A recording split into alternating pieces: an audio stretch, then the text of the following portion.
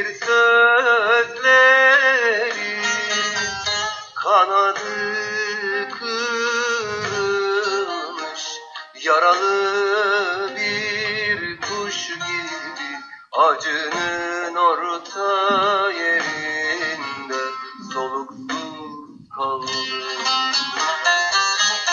Kanadı kırılmış yaralı bir kuş gibi acının orta yerinde soluksuz kaldım.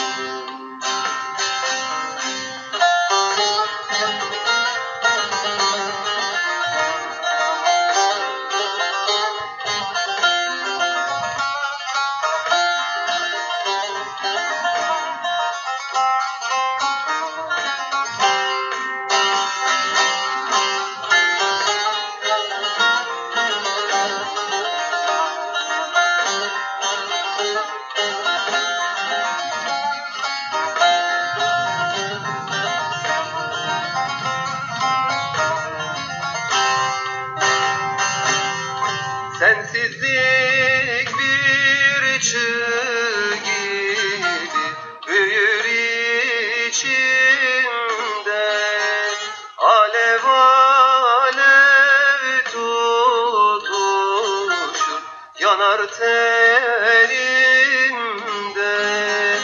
Yanık bir türkü gibi ismin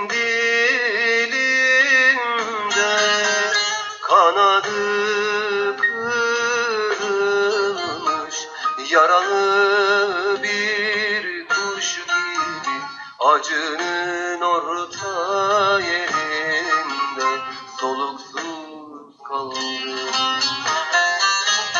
Kanadı kırılmış yaralı bir kuş gibi acının orta yerinde